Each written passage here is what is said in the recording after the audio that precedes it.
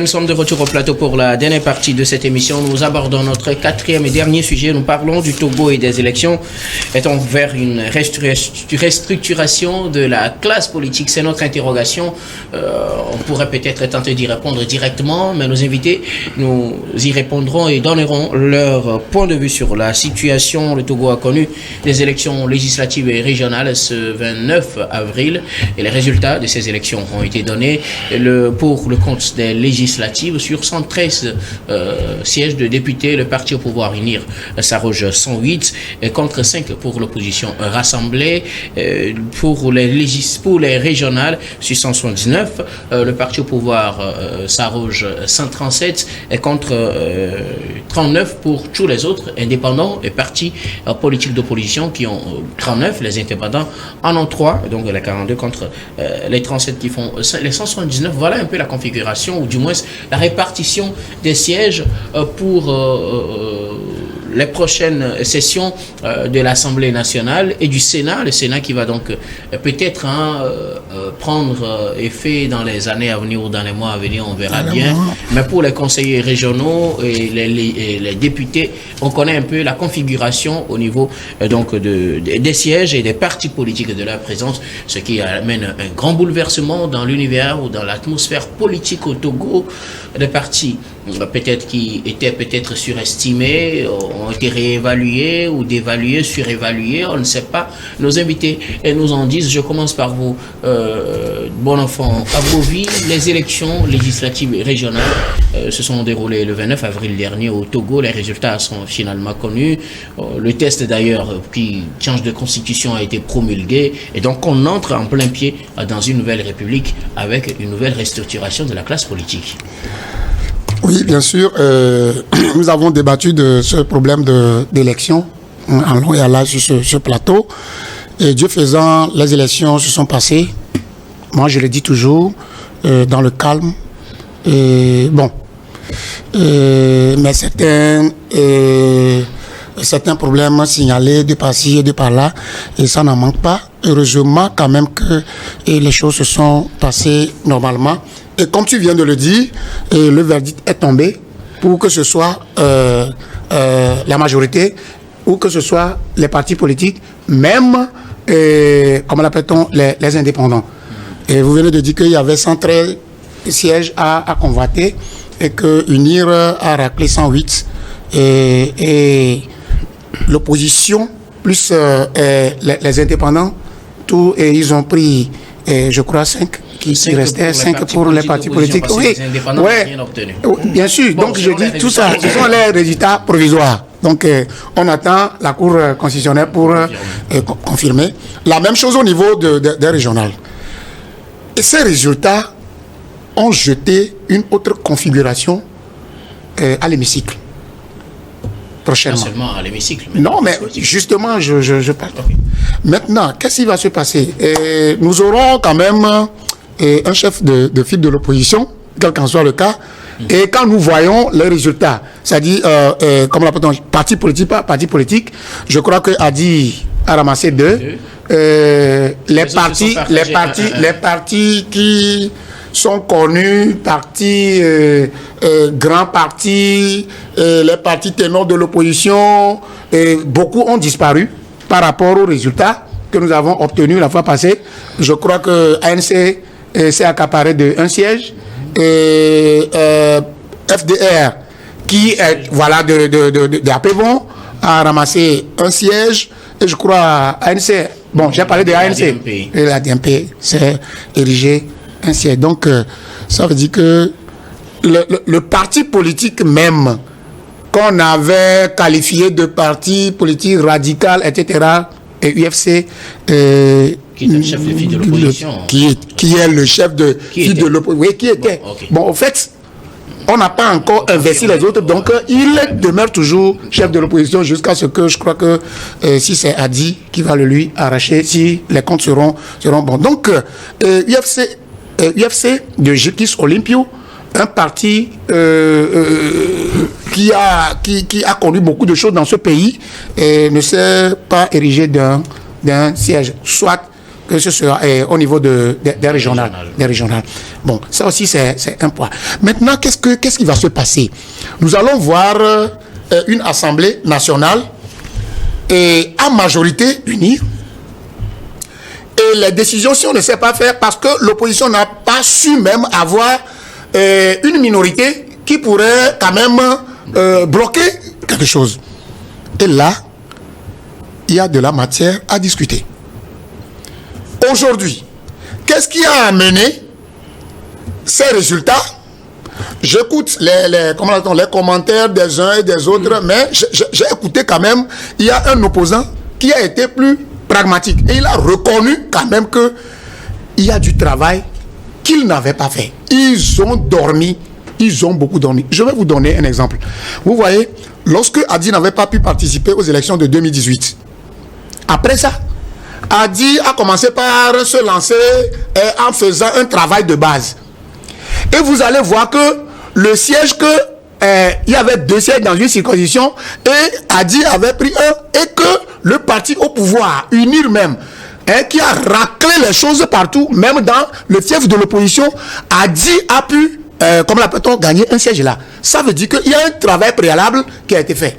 Aujourd'hui, le vin est tiré, on doit voir, mais qu'est-ce qui va se passer à l'hémicycle? Chez moi, pas grand-chose. Parce que l'arme que tu devrais avoir pour contrecarrer les décisions de l'autre, tu n'en as pas. Nous allons conduire, ils vont conduire cette législature pour que l'opposition redéfinisse encore une autre stratégie pour pouvoir, parce que lorsque juste après la proclamation des résultats des élections régionales, a suivi la promulgation de cette nouvelle constitution. Ça veut dire que nous avons voté quand même dans la 4e République, mais nous allons rentrer dans une 5e République, quoi qu'on en dise. Mais il y a beaucoup de matière juridique à ce qu'on en parle. Parce que lorsqu'on fait une élection dans une République et qu'on se projette dans une autre République, les réalités ne seront pas les mêmes. Les réalités ne seront pas les mêmes. Aujourd'hui, moi, j'ai posé des questions à un analyste. Est-ce que, lorsqu'on va mettre immédiatement, on va investir nos députés?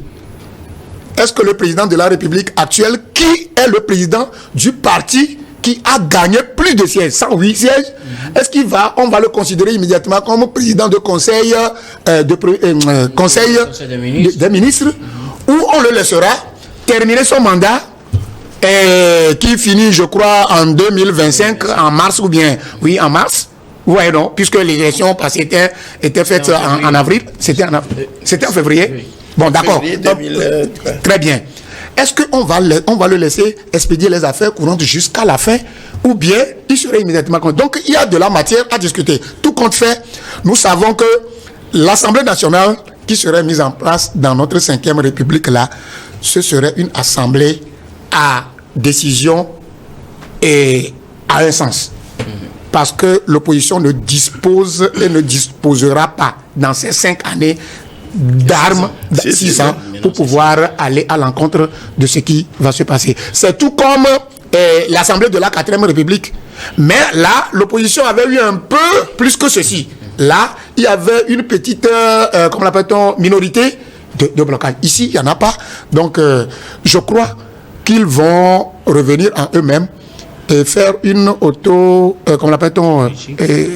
autocritique pour savoir ce qui n'avait pas marché. Parce que moi, je ne suis pas trop vieux. Je ne suis pas vieux, je suis jeune. Mais les élections législatives que j'ai vécues, j'ai vu dans ce pays, ce résultat est le résultat le plus macabre de l'opposition. Le résultat obtenu par l'opposition pour ces élections couplées législatives régionales, c'est le résultat le plus, je ne sais quoi dire. Merci. Donc il y a de la matière et à eux de savoir s'ils doivent changer de stratégie ou bien continuer dans l'ancienne stratégie, et finalement ils se retrouveront avec 0 siège. En tout cas, merci beaucoup à vous pour cette intervention.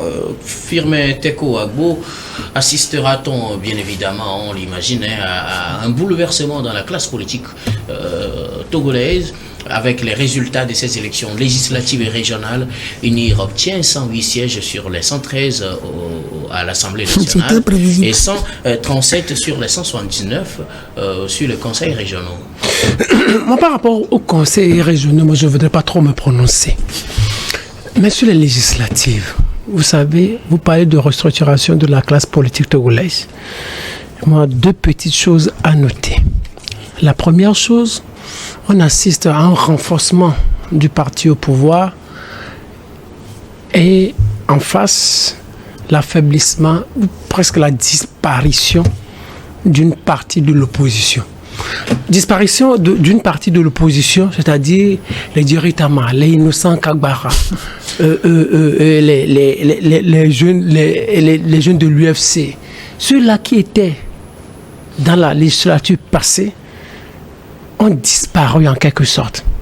Ils ont prouvé au monde entier qu'ils n'ont pas su conquérir le fief. Ils ont perdu. Ils ont été incapables de conquérir les Togolais qui avaient voté pour eux en 2018. Donc ils disparaissent. L'affaiblissement de l'opposition. Quand vous voyez les 5 ténors de l'opposition, ou peut-être les 4 ou les 4, vous vous dites une chose. Vous savez, l'opposition doit comprendre une chose. Le monde est en train d'évoluer. Nous ne sommes plus en 1990. Uni l'a compris. Nous ne sommes plus en 1990. La plupart de ceux-là qui ont voté peut-être sont nés en 98. Ils ne connaissent pas Yadema. Les gens 98. Les gens qui vous êtes nés en 1998. Est-ce que vous connaissez Yadema? Vous pouvez parler de Yadema. Un mort en 2007. Il ne serait pas. Vous comprenez un peu ce que je dis. Okay, d'accord. En 2000, il y a des gens qui ont voté et qui ont 23 ans, 22 ans. Vous ne pouvez pas leur parler du général Yadema. Soit vous allez leur raconter. Vous pouvez leur dire que Yadema était dictateur. Mais qu'est-ce qu'ils ont connu? Ils ont connu Fonya Singbe. Ils ont connu les jeunes de l'UNIR. Ils pourront voter pour eux. Mais quand vous allez leur parler de la conférence nationale, ils ne vont pas trop se retrouver. L'opposition doit comprendre que son heure est passée. Tout ce qui s'est passé avec la conférence nationale, beaucoup de ces jeunes que nous avons aujourd'hui. Moi, j'ai l'habitude de dire aujourd'hui aux gens que de faire extrêmement attention avec les femmes parce que le monde nous a produit, par exemple, de 2000 à aujourd'hui, on a eu tellement de filles qui sont nées. Par exemple, on voit des jeunes qui sont nés en 2000, qui ont 24 ans aujourd'hui. Des filles qui sont nées en 2002, qui ont 22 ans aujourd'hui. Il y en a plein. Le monde nous a fourni assez d'habitants à partir de 2000.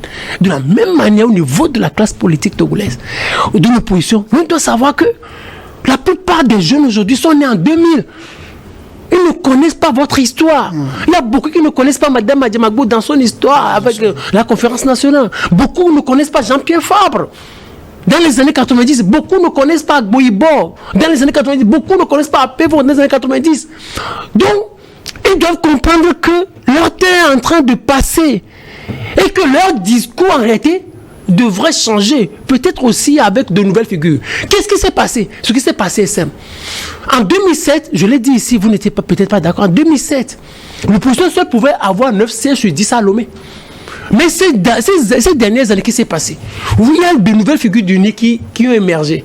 Il y a les Myriam Dessous, il y a les ONA qui sont apparus sur la scène. Quand vous allez dans les lacs, regardez, les lacs étaient pour l'opposition. Mais vous allez voir aujourd'hui, il y a un maire à Néro qui est uni. Et vous allez voir comment à Kérébourou, il y a de nouvelles figures unies qui sont en train d'émerger. Et Uni est devenu lac. L'opposition où? Quand vous voyez le Yoto qui était pour Agbibo pouvait rappeler facilement 3 sièges. Le Yoto aujourd'hui pour Uni. De nouvelles figures unies ont émergé à ce niveau. Quand vous voyez le Vo qui était pour Apevo, pour Jean Kissi, tout cela a viré à Uni. Vers Uni. Regardez au niveau même des plateaux. Plateau Ouest. Plateau Ouest était en partie pour l'opposition. Les Pelé étaient pour l'opposition. Mais ces dernières années, de nouvelles figures unies ont émergé. Les Kokorokos sont apparus sur la scène. Les Tchégans sont apparus. L'opposition à ce niveau. Quelle nouvelle figure de l'opposition a émergé à ce niveau? Aucune. Plateau Est. Il n'y avait pas les Kuigans en 2007. Oui. Il n'y avait pas les Kuigans en 2007. Mais aujourd'hui, ces dernières années, UNI a fortement travaillé pour que de nouvelles figures émergent au niveau du plateau Est. Donc c'est normal que UNI émerge et ait des résultats au niveau du plateau Est. Regardez même au niveau de Haro. Les Tengues n'étaient pas là en 2007. Les Tengues peut-être n'étaient pas là en 2010. Mais aujourd'hui, il y a les Tengues, il y a les Kassou qui sont toujours là et qui ont fait un travail excellent au niveau de Haro. L'opposition a ces nouvelles figures où ça n'existe pas. Regardez dans le Grand Lomé, votre propre fief. 11 UNI vous bat. 11 sur 14. Mais ça veut dire qu'en réalité, vous avez de sérieux problèmes. Ça veut dire vous ramez à contre-courant du monde. Or, l'opposition rame à contre-courant du monde. Et les jeunes ne se retrouvent pas plus en elle aujourd'hui. C'est pour cela que vous ne pourrez qu'avoir ces résultats-là. L'opposition doit comprendre au niveau de l'UNI. Moi, je disais quelque chose sur une radio l'autre fois en disant que l'UNI a déjà commencé une nouvelle campagne pour les élections à venir. Parce que de nommer à Saint-Cassé, on dit que l'UNI remercie Dieu dans les églises. Qu'est-ce qui fait gagner une élection? Fondamentalement, c'est quoi? C'est la communication. Il faut agir sur la psychologie. UNI est partout. Chaque fois, on dit UNI a fait don ici. UNI est à la mosquée. UNI est à l'église. UNI est partout. UNI fait du boulot. Mais l'opposition est où dans cette histoire? Donc c'est tout cela, c'est la force de UNI qui a agi négativement sur l'opposition et qui est en train de faire disparaître l'opposition, surtout l'opposition traditionnelle. Mais elle ne veut pas tirer des leçons. Depuis quand moi j'étais jeune, on était bébé, on entendait parler de fraude. Et chaque fois, vous allez encore parler de fraude. Il faut que vous réinventiez aujourd'hui la politique. L'opposition togolaise, elle est en train de disparaître, la traditionnelle. Et les jeunes qui sont venus, qui sont apparus en 2018, dont beaucoup se sont félicités, aujourd'hui n'ont pas suffisamment fait du travail pour être maintenus sur la scène. Mais la deuxième observation, c'est quoi? Nous sommes en train de rentrer dans un nouveau régime, la 5e République. Mais le fondamental, ça va être quoi? Il faut que les deux assemblées soient mises en place, l'Assemblée nationale et le Sénat. Parce que c'est ces deux assemblées qui vont élire le président de la République. Et c'est le président de la République qui va nommer le président du Conseil. Oui.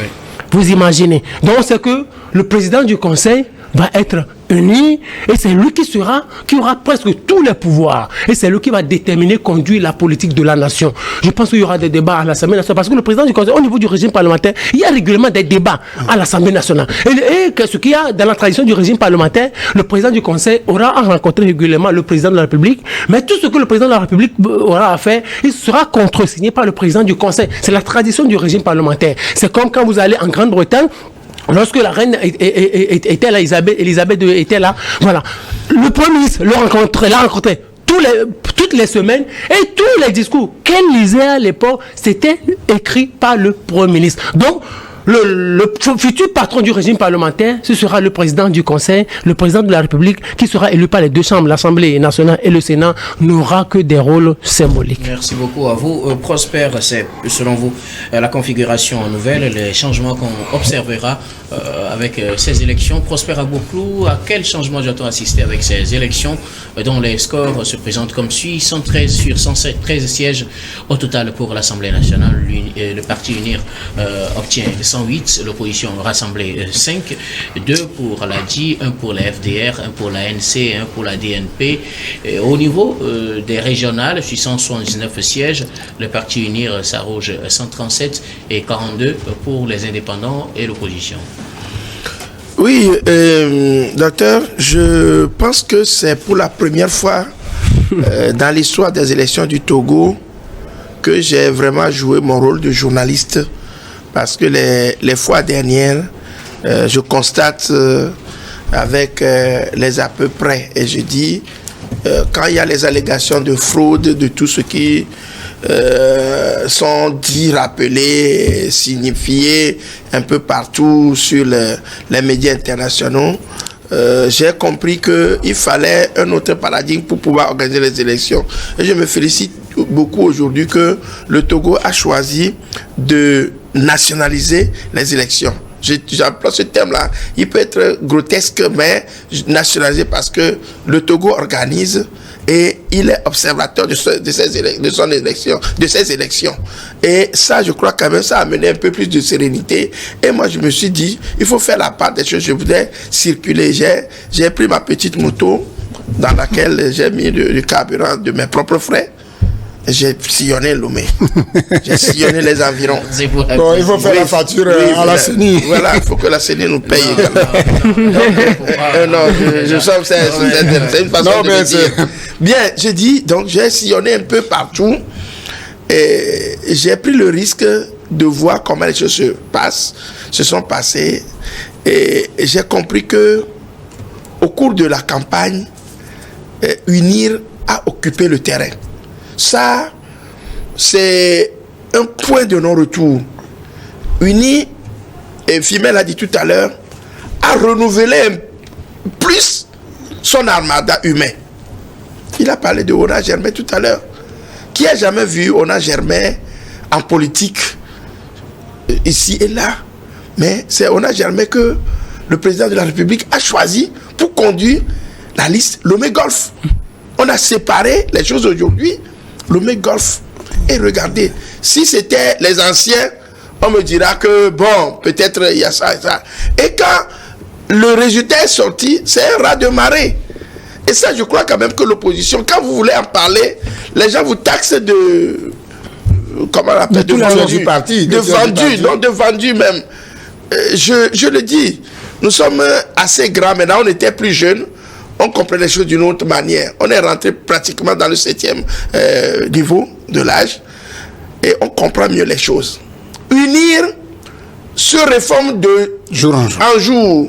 On est parti du RPT, qui était la vieille coquille, on l'a laissé et on a renouvelé le nom. Quel parti aussi a renouvelé son nom depuis? Est-ce que c'est le nom qui fait quelque chose? Oui, ça aussi. Ça joue, c'est la communication. Parce que le RPT avait quelle connotation? C'est la connotation Étienne Yadema. Il y avait, on l'appelait dictateur, tout ça là, il y avait des trucs qui étaient faits. Avec UNIR, c'est un renouvellement de peau. Et les jeunes se retrouvent, comme Fimel a dit. Alors, à quelle modification? Maintenant, qu'est-ce qui va se passer? Que la modification, même, elle est déjà là. On n'en parle là plus. C'est-à-dire que les partis d'opposition traditionnels ont complètement disparu.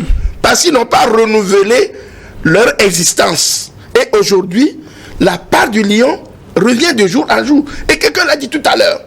On a l'impression que la politique s'est arrêtée en 1990 chez nous.